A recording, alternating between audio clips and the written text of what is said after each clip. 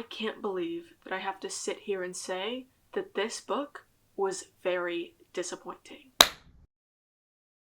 Hey guys, welcome back to my channel. For those of you who don't know, my name is Faith and thanks so much for watching. It's officially May, so of course that means it is time for my April reading wrap up. I read 7 books in April and guys, 4 of those books were finished in the very last 4 days of the month. So reading wise, it was pretty slow for most of the month. As always, this video will contain spoilers, so I will put timestamps of when I talk about each book in the description below. And without further ado, let's start talking about my April reads. The first book I read this month was Love Song by Elle Kennedy. If you've been around for a while, you probably know how much I love off-campus. I've made a few videos now solely about off-campus, and I'm pretty sure I've talked about Garrett Graham, The Deal, or off-campus in at least half of my videos. Garrett Graham is literally tied as my #1 book boyfriend, and John Logan is my second favorite man in the series, second of course to the one and only Garrett Graham. So a spin-off of the off-campus series about Garrett Graham's son and John Logan's daughter getting together, I'm sure you can imagine my excitement for this book. So I can't believe that I have to sit here and say that this book was very disappointing. If you told me 3 months ago that this book would be anything less than 5 stars, I would have laughed in your face. Yet here we are. I gave this book 3 stars and honestly, I feel like that's a little generous considering my thoughts for this book. First of all, who is this man? Because he is not Garrett Graham's son. The first half of this book was insanely slow and also very repetitive because it really felt like every single chapter for the first half of this book was Blake kind of shooting her shot with Wyatt and then Wyatt shooting her down and then one of them going to bed upset. Thankfully, the second half of this book really picked up and I really liked the second half until the last 50 pages. Because what was that? Blake just had a miscarriage, her hormones are so far out of whack, and she just went through a very traumatic event.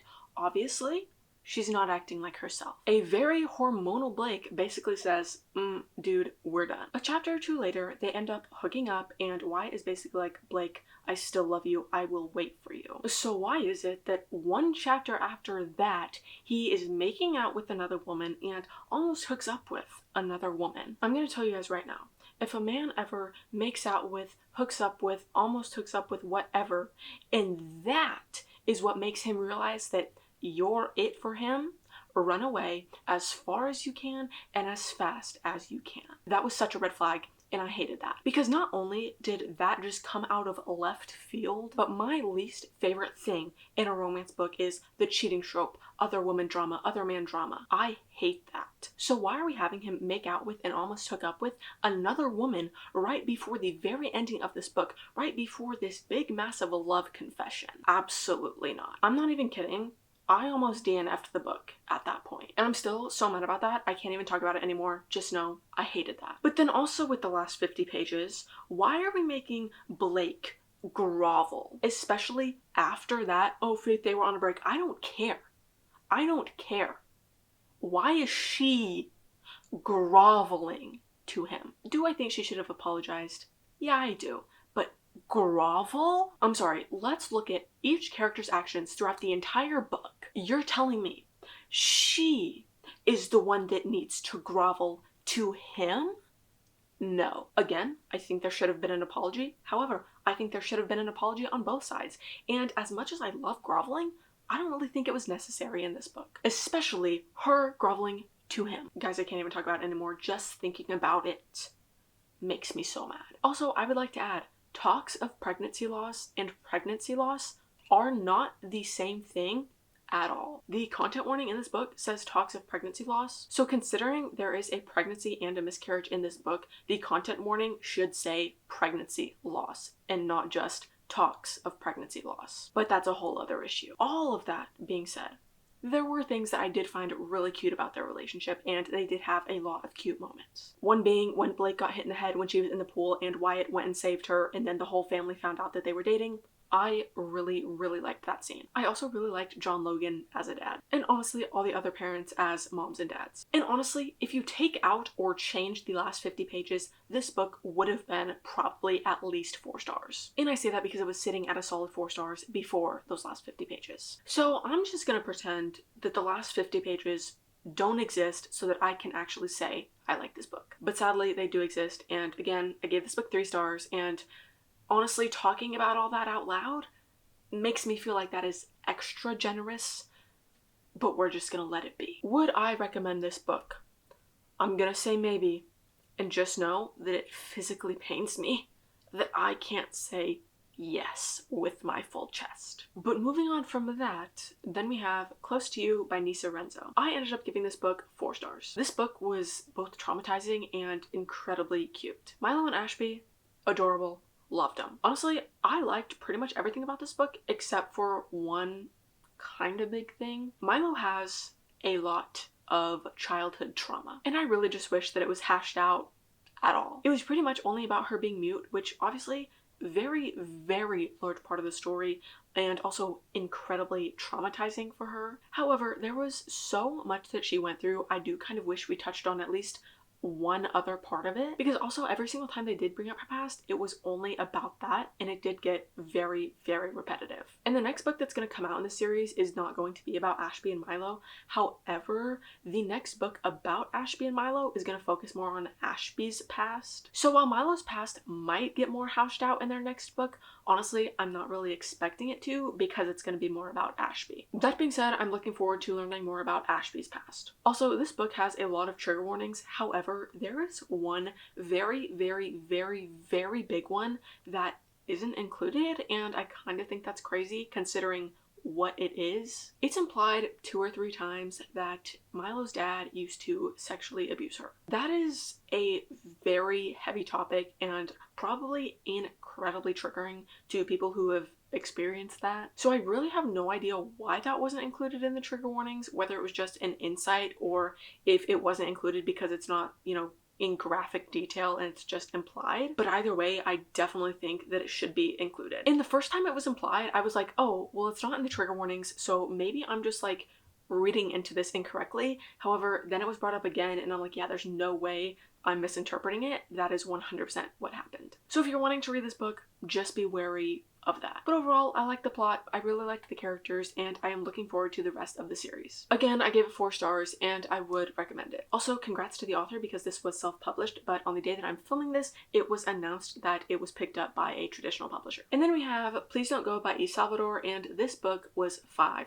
stars. I knew within 40 pages that Daniel Garcia would become a top 10 book boyfriend, and I was right. Daniel Garcia is literally like the ideal man. He is what men should strive to be like. Basically, he's perfect. This is a really long book. It's almost 550 pages, and it is very slow burn. And I gotta be honest, slow burns are really, really hit or miss for me. Like, sometimes I find them to be way too slow, and then the actual relationship part of the story is just so rushed. Or you tell me it's a slow burn and they're together on page 50. But this book was the perfect slow burn. It was incredibly realistic considering both of their situations, and honestly, I think if they got together any sooner or later, it wouldn't have made sense at all. They literally just got together at the most perfect time. Also, I am not a fan of the 3rd act breakup. However, I understand that sometimes it is necessary, and this is definitely one of those times. In fact, this is probably the most necessary 3rd act breakup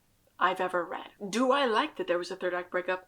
No, just because I don't like them. However, I do think they needed it. And I think me saying that should be enough for you to know that it was necessary, because guys, I seriously do not like them at all. But in their case, it was definitely needed. I seriously loved this book so much, and I cannot wait for the rest of the series. Again, a very, very strong 5-star read, and I would highly recommend it. And then we have The Night We Met by Abby Jimenez, and guys, I was shocked by how much I liked this book.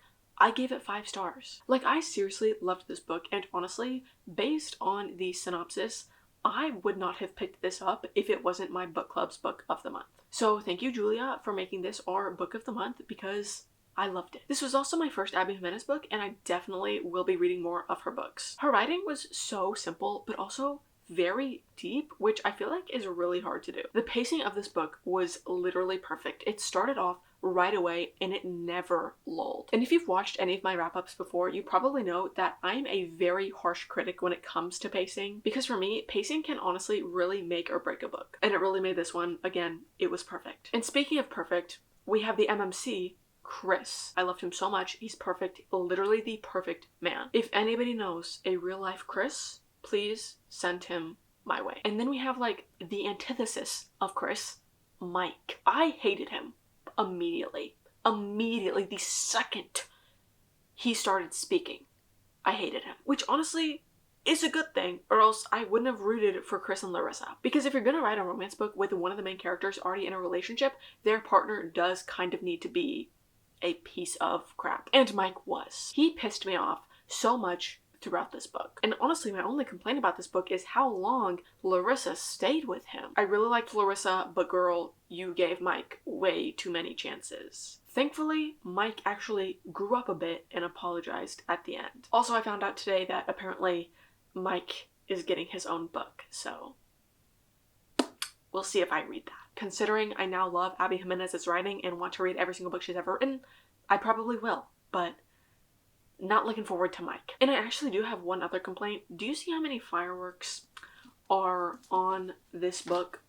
I don't think that there was a single scene with fireworks. And looking back to it, I don't think the word fireworks is ever even in this book. So as beautiful as I think this is, I'm kind of confused about the fireworks. But it is still a gorgeous cover. Again, 5 stars. I loved it and I would definitely recommend it. Also, if you like to read romance but you don't like spice, read this book because there is no spice. Next we have The Lost Hero by Riordan, and I gave this one 4 stars. I know I'm like 10-15 years late to this, but I finally read it. Based on everything I've heard about the series, this book isn't really what I expected at all, which isn't necessarily a bad thing because even though I loved what I thought that it was, I still really enjoyed this book. One thing that definitely did affect my reading experience, however, was that there were so many plot parallels with Percy Jackson that I just found myself constantly comparing it to the Percy Jackson series,